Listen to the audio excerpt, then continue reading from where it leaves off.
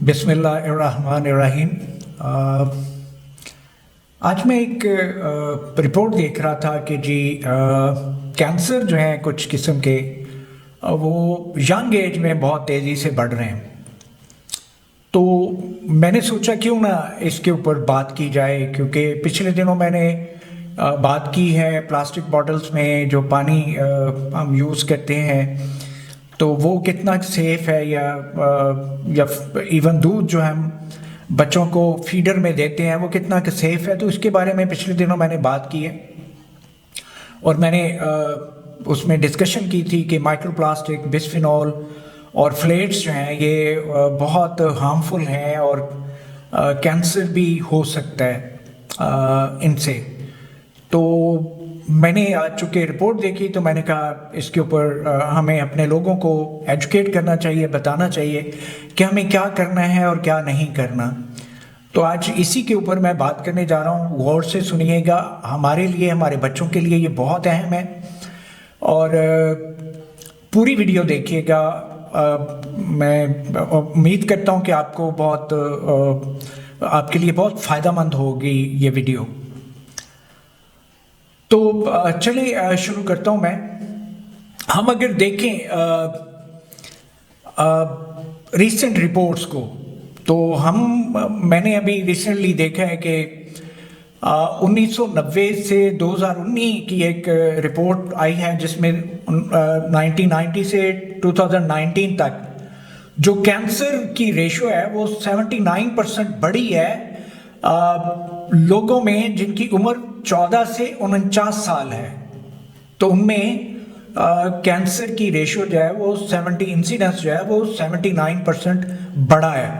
तो ये बहुत बड़ी इंक्रीज़ है कि हमारी यंग जनरेशन में भी 14 साल से 49 साल की उम्र तक कैंसर की जो इंसिडेंस है होने की शरह है वो बढ़ी है। तो 79% बहुत बड़ा एक अलार्मिंग फिगर है। फिर ये भी देखा गया है कि यूके में 1993 से लेके 2018 तक जिन लोगों की उम्र 25 से 49 साल थी उनमें ये 22% शरह बढ़ी है यूके में। सिमिलर ट्रेंड देखे गए हैं अदर डेवलप कंट्रीज़ में, जिस तरह यूएस है, ऑस्ट्रेलिया है। तो इन कंट्रीज़ में भी इसी तरह के ट्रेंड देखे गए हैं। तो आप देख लें कि हम पाकिस्तान, मैं डेवलपिंग वर्ल्ड की बात नहीं कर रहा जिसमें पाकिस्तान, इंडिया या बाकी कंट्रीज़ आते हैं, मैं बात कर रहा हूँ डेवलप वर्ल्ड की कि वहाँ पे क्या सूरत हाल है। तो इतनी तेज़ी से कैंसर जो है वो फैल रहा है, बढ़ रहा है और ये शरह मौत इससे हो रही हैं। तो अब मैं बात करूँगा कि हम देखें कि कौन सी कैंसर जो है ना वो ज़्यादा कॉमन है। देखिए, बहुत सारे लोगों ने इसके ऊपर बातें की हुई हैं। मैं अपने अंदाज से इसके ऊपर बात करना चाहूँगा, मैं पैथोलॉजिस्ट हूँ। तो अगर हम देखें तो जो ब्रेस्ट कैंसर है ये बहुत ज़्यादा है, बढ़ रहा है तेज़ी के साथ। एंडोमेट्रियल यूट्राइन कैंसर जो है, यूट्रस का कैंसर जो बच्चादानी का जो कैंसर है वो बढ़ रहा है। और डेवलपिंग वर्ल्ड में जो सर्विक्स का कैंसर है वो भी बढ़ रहा है, ख़ासकर उन कंट्रीज़ में जहाँ पे वैक्सीन प्रैक्टिस नहीं की जाती। और इसके अलावा पैंक्रियास का, लबलबे का जो कैंसर है वो, मैदे का कैंसर वो बढ़ रहा है। और जो कोलन और रेक्टम जो आखिरी पोर्शन है निज़ाम का, जो आखिरी पोर्शन है, रेक्टम है और कोलन है, तो उसका कैंसर भी बढ़ रहा है, तेज़ी से बढ़ रहा है, ज़्यादा देखा जा रहा है। और ब्रेन कैंसर, इसके अलावा भी और बहुत सारे कैंसर्स हैं। तो मेरी नज़र में ये ज़्यादा, और ये रिसेंट रिपोर्ट भी है, मैं उसी का रेफरेंस दे रहा हूँ, एक रिसेंट रिपोर्ट भी है। तो उन्होंने इन कैंसर्स को, और भी रिपोर्टेड हैं लेकिन ये कैंसर जो हैं वो ज़्यादा हाईलाइटेड है। तो अब हमें ये देखना है कि हम इससे बच कैसे सकते हैं। देखिए, मैं आम लोगों के लिए ये वीडियो बना रहा हूँ, मैं कोई कैंसर के ऊपर लेक्चर नहीं दे रहा। तो मेरा मकसद आप लोगों को आगाह करना है कि किस तरह के कैंसर बढ़ रहे हैं, इसकी शरह क्या है, हमें सोचना है, हमें बचना है और हमें अपने बच्चों को भी बचाना है, तो हम इससे किस तरह बच सकते हैं, क्या कर सकते हैं ताकि हम बचें और हमें कैंसर ना हो। वैसे तो अल्लाह ताला ने हमारे अंदर सेल्स के अंदर एक रिपेयर का सिस्टम रखा हुआ है। मैं उसे डीएनए रिपेयर, जो डीएनए के रिपेयर का सिस्टम है। कैंसर जब भी होता है वो उसकी बहुत सारी वजूहात हैं, लेकिन जो बुनियादी तब्दीली है ज़्यादातर कैंसर में वो जीन्स में आती है।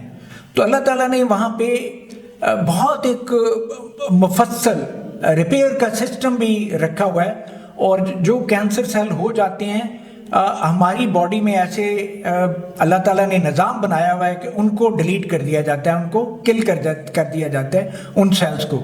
लेकिन इसके बावजूद कैंसर हो जाता है। ऐसा नहीं है कि वो सब सारे सिस्टम होने के बावजूद जो है ना हम बच जाते हैं, ऐसा नहीं है। हम बचते नहीं हैं, फंस सकते हैं और फंस जाते हैं। तो डिपेंड करता है, बहुत सारे फैक्टर्स हैं, डिपेंड करता है हमारा इम्यून सिस्टम कैसे काम कर रहा है, हम में कोई डिप्रेशन तो नहीं है।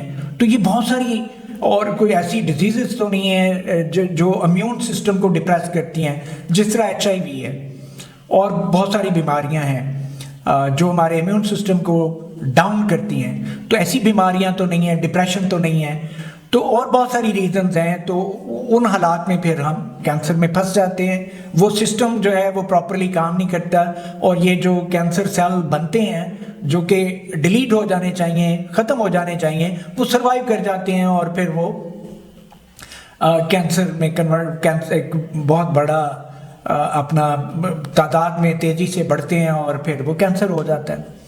तो हम कैसे बच सकते हैं? तो पहली बात तो ये है कि हमें एक्सरसाइज करनी चाहिए। एक्सरसाइज बहुत इम्पॉर्टेंट है हमारे इम्यून सिस्टम के लिए, हेल्थ के लिए बहुत ही इम्पॉर्टेंट है। हमारा इम्यून सिस्टम बहुत अच्छे तरीके से काम करता है अगर हम प्रॉपर एक्सरसाइज करते हैं।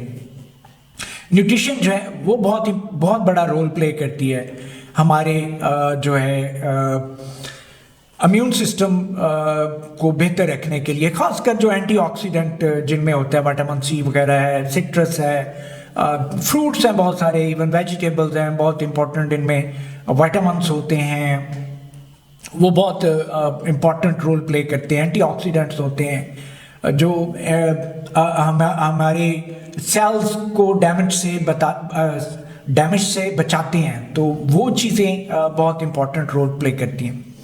और अगर स्मोकिंग ना की जाए और ड्रिंक ना की जाए, ये भी बहुत बड़े फैक्टर है जिससे हम बच सकते हैं। एक बात मैं भूल ना जाऊँ, एक सबसे अहम जो है ना वो डिप्रेशन है। याद रखें ये बात, मैं जब ये कैंसर पढ़ाता था ना तब भी मैं कहता होता था कि इम्यून सिस्टम जो है ना ये आपके ब्रेन के साथ, माइंडसेट के साथ रिलेटेड है। अगर आपको टीज किया जा रहा है, आपको ताने दिए जा रहे हैं, आपको तंग किया जा रहा है, और घर में लोग यार दोस्त आपको ताने देते हैं, ताने मेने देते हैं, आप मेंटली अपसेट होते हैं, तो उसमें आपका इम्यून सिस्टम बेहतर काम नहीं करता, तो फिर कैंसर होने के चांसेस बढ़ जाते हैं। तो ये जो है ना मेंटल हेल्थ, ये बहुत इम्पॉर्टेंट है। इसका बहुत बड़ा रोल है कैंसर प्रिवेंशन में। इसके अलावा हमें ब्रेन कैंसर भी बहुत ज़्यादा हो रहा है।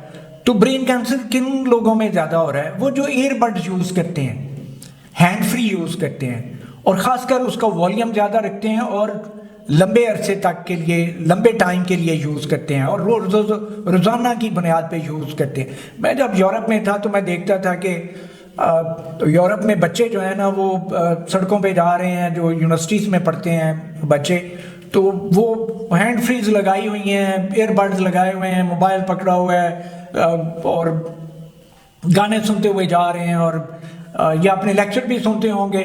तो बहरहाल वो उन्होंने ईयरबड्स लगाए हुए हैं, हैंड फ्री लगाए हुए हैं और मोबाइल से यूज़ कर रहे हैं और वो जा रहे हैं। तो ये बहुत बड़ी एक रीज़न, और यही वजह है कि डेवलप वर्ल्ड में ब्रेन कैंसर बढ़ रहा है। ये क्योंकि ये रेज होती हैं ईयरबड्स में, जो आवाज़ की रेज हैं वो हिट करती हैं, और ये ब्रेन कैंसर उसमें तेज़ी से बढ़ रहा है जो लोग ये यूज़ करते हैं। और दूसरा जो सबसे बड़ी वजह एक और भी है, ओबेसिटी, ओबीज ना बने, मोटापा ना आने दें। ये बहुत बड़ी चीज़ है। मोटापा कब आता है जनरली? जब आप जंक फूड खाते हैं, जब हम पिज़्ज़े और बर्गर और इस तरह की चीज़ें हम खाते हैं, पैटीज खाते हैं, इस तरह की चीज़ें खाते हैं, बेकरी आइटम खाते हैं, तो क्या होता है, हम ओबेसिटी की तरफ जाते हैं, हम ओबीज हो जाते हैं। Obesity is one of the reason. इसके साथ जो फैमिली हिस्ट्री है, जिन लोगों में फैमिली की हिस्ट्री है कैंसर की, उनको एहतियात करने की बहुत ज़रूरत है, ख़ासकर जो बातें मैंने डिस्कस की हैं इनके बारे में, और उनको अपना रेगुलर चेकअप भी करवाते रहना चाहिए। ये बहुत इम्पॉर्टेंट है उन लोगों के लिए कि अगर उनमें फैमिली हिस्ट्री है तो उनको अपना रेगुलर चेकअप करवाते रहना चाहिए। इसके अलावा और हम क्या कर सकते हैं? सादा ग़िज़ाएँ खाएँ। जैसे मैंने पहले बात की कि मैं अगर कहीं जाता हूं तो मेरी कोशिश होती है कि मुझे कहीं से भुट्टा या छल्ली मिल जाए या दाने मिल जाएं, तो मैं वो प्रेफर करता हूं बजाय ये कि मैं कोई बेकरी आइटम खाऊं या कोई और चीज़ इस्तेमाल करूं, तो मैं अवॉइड करता हूं ऐसी चीज़ों के। और साथ ही साथ जूसेस जो हैं, जूसेस फ्रेश जूसेस को प्रेफर करें, वो ज़्यादा इम्पॉर्टेंट है। हम क्या करते हैं, हम समझते हैं कि जो बहुत एक्सपेंसिव केन के अंदर जूस है वो बड़ा अच्छा है, वो एक्सपेंसिव है, बहुत अच्छा है। लेकिन अभी मैंने एक पिछली वीडियो में भी बताया कि जो बिस्फिनोल है ये उसकी इनर लाइनिंग में होता है और ये बहुत ख़तरनाक है, इनफर्टिलिटी को भी लीड करता है और कैंसर को भी लीड कर सकते हैं। तो एनीवे हमें बहुत ही एहतियात की, माइक्रोप्लास्टिक्स हैं, इस तरह की चीज़ें जो हैं ये बड़ी ख़तरनाक हैं। एनीवे तो कोशिश करें फ्रेश जूसेस जो हैं उनका इस्तेमाल करें, वो बेस्ट हैं आपके लिए। और फूड वो लें, मैंने ये एक बहुत बड़ी जो कलरिंग एजेंट इस्तेमाल होते हैं फूड के अंदर वो भी कार्सिनोजेनिक है, कैंसर प्रोड्यूसिंग है, याद रखें, ठीक है। तो कोशिश करें जिसमें आर्टिफिशियल कलर्स डाले हुए हैं वो ना ही इस्तेमाल करें तो बेहतर है। कई कलर्स ऐसे हैं जो नॉन कार्सिनोजेनिक हैं, लेकिन बहुत सारी डाइज ऐसी हैं जो कार्सिनोजेनिक भी हैं। तो हमें पता नहीं है कल क्या हम सुनने जा रहे हैं किसी के बारे में। और एक बात मैं बहुत इम्पॉर्टेंट है, मैं उस मशीन का नाम नहीं लेना चाहता। वो मशीन आपके सबके घरों में गर्म करने के लिए, इवन डीफ्रॉस्टिंग के लिए इस्तेमाल होती है। लीगल इश्यूज हो सकते हैं, मैं वो नाम नहीं लूँगा। तो कोशिश करें इलेक्ट्रिक ओवन यूज़ कर लें, कुकिंग रेंज का ओवन यूज़ कर लें, इलेक्ट्रिक ओवन यूज़ कर लें, ये बेस्ट हैं, ये बहुत बेहतर हैं। तो जो मशीन मैं नाम नहीं लेना चाहता, आप सब समझ गए हैं, जिसमें रेज निकलती हैं, इस्तेमाल ना करें, बच जाएं। अब आप देख लें कि मैंने बताया कि 79% ज़्यादा कैंसर बढ़ रहे हैं 14 to 49 ईयर्स ओल्ड इंडिविजुअल्स में। डेवलप्ड कंट्रीज़ में like US, Canada, Australia, UK और जितनी भी ये डेवलप कंट्रीज़ हैं, तो वहाँ पे उन मशीनों का इस्तेमाल भी बहुत ज़्यादा होता है। हम भी उसी डगर पे चले हुए हैं, तो बच जाएं, जितना बच सकते हैं बचें। और केन्ड आइटम्स वो इस्तेमाल ना करें, बिल्कुल भी ना करें। मैंने पहले भी कहा, बार बार कह रहा हूँ, जितनी भी आपकी फूड्स हैं केन्ड में प्रिजर्व्ड हैं, ना यूज़। प्रिजर्वेटिव भी बड़े ख़तरनाक हैं। केन के जो इनर लाइनिंग है वो भी ख़तरनाक है, उसमें बिस्फिनोल होता है। तो इस तरह की चीज़ें इस्तेमाल ना करें। और ये जो हम फ्रीज़र्स हैं, फ्रिज हैं, फ्रिज का इस्तेमाल ये इंसान के फ़ायदे के लिए बनाया तो गया है, लेकिन 2-3 दिन से ज़्यादा अगर आपने कोई चीज़ उसमें रख दी है फ्रिज के अंदर, तो उसको इस्तेमाल ना करें। और फ्रीज़र जो है वो 1 हफ्ते से ज़्यादा उसमें चीज़ रख लें, 1 हफ्ते तक रखें, 1 हफ्ते से ज़्यादा इस्तेमाल ना करें। कोई भी चीज़ पड़ी हुई है इस्तेमाल ना करें। मैं आपको एक बात बताता हूँ। मैं जब स्पेन में था, हमने क्या देखा, ये फ्रीज़र का टेम्परेचर -20 है, तो वहाँ पे -80 डिग्री पे माइक्रो ऑर्गेनिज्म म्यूटेट कर गए। तो -80 में भी एक्टिविटी होती है, तो ये तो यार -20 है फ्रीज़र का टेम्परेचर। तो बहुत सारे ऐसे ऑर्गेनिजम्स हैं, और ये वो ऑर्गेनिज्म है जो म्यूटेट हुआ था जो टीबी कॉज करता है। और ये टीबी का जो ऑर्गेनिज्म है ये हम 37 पे ग्रो करते हैं। तो आप देख लें, बहुत सारे ऐसे ऑर्गेनिजम्स हैं जो लो टेम्परेचर पे ग्रो करते हैं, लो टेम्परेचर पे भी प्रोलिफरेट करते हैं। तो ऐसी चीज़ें मैं ये बता आपको इसलिए रहा हूँ कि रेफ्रिजरेटर या फ्रीज़र में उसकी लिमिट आप समझें कि कितनी आपके लिए सेफ़ है। तो मैंने देखा है कि लोग 2-2 महीने भी जो ईद का गोश्त है 2-2 महीने भी रखते हैं। तो खुदारा 7-10 दिन से ज़्यादा ना चीज़ें रखें फ्रीज़र के अंदर और उससे पहले उनको इस्तेमाल कर लें। और ये मैं एक पहले भी बता चुका हूँ कि ये जो प्लास्टिक बॉटल्स हैं या प्लास्टिक के जितने भी इवन ये जो वाटर सप्लाई वाले आते हैं उनके भी वो जो पानी होता है वो बड़ा सा प्लास्टिक का कंटेनर होता है उसमें, और वो 50 डिग्री पे गर्मियों में वो धूप में लेके चल रहा होता है गलियों में, और उसमें से पानी डाल के दे रहा है। आप समझते हैं कि हम बड़ा साफ़ सुथरा पानी ले रहे हैं जी, चिनाब का पानी ले रहे हैं या कहीं का पानी ले रहे हैं। ओ भाई वो प्लास्टिक के अंदर 50 डिग्री सेंटीग्रेड पे वो उसमें क्या क्या प्लास्टिक में से माइक्रो प्लास्टिक और बिस्फेनॉल और फ्लेट्स उस पानी में एंटर हो गए हैं, आपको पता भी नहीं है, और वो कैंसर काजिंग है। तो आप समझते हैं पानी बड़ा साफ़ है, ये है वो है।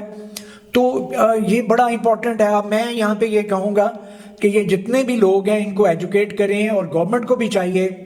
हमने घरों के ऊपर जो टैंकियाँ रखी हुई हैं प्लास्टिक की, पहले होता था हम कंक्रीट की बनाते थे टैंकियाँ, अब प्लास्टिक की टैंकियाँ चल रही हैं। तो प्लास्टिक की टैंकियाँ उसमें पानी आता, हम समझते जी बड़ा साफ पानी है, और ये प्लास्टिक के पीवीसी पाइप हैं, इनकी इनर लाइनिंग भी बिस्फेनॉल, मैंने आपको पहले भी बताया, और इनके आगे हमने फिल्टर लगाए होते हैं। हम समझते हैं जी हम बड़ा साफ पानी पी रहे हैं, हमें कैंसर कहाँ हो गया।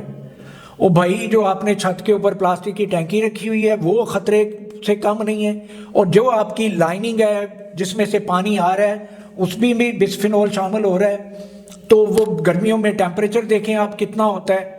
तो अब हम समझते हैं कि हमने फ़िल्टर लगाए हुए हैं, 6 फ़िल्टर लगाए हुए हैं, हमारा पानी बिल्कुल साफ़ है। तो भाई मेरे पानी साफ़ ज़रूर होगा, लेकिन ये माइक्रो प्लास्टिक्स और ये जो बिस्फेनॉल है और फ्लेट्स हैं ये तो शामिल होंगे उसमें, वो तो आपके अंदर जा रहे हैं।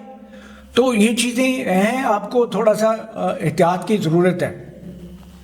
इसके अलावा मैंने पहले भी कहा था एक और वीडियो में, और आज फिर कह रहा हूँ कि जो रिफाइंड शुगर है इसका इस्तेमाल बंद कर दें।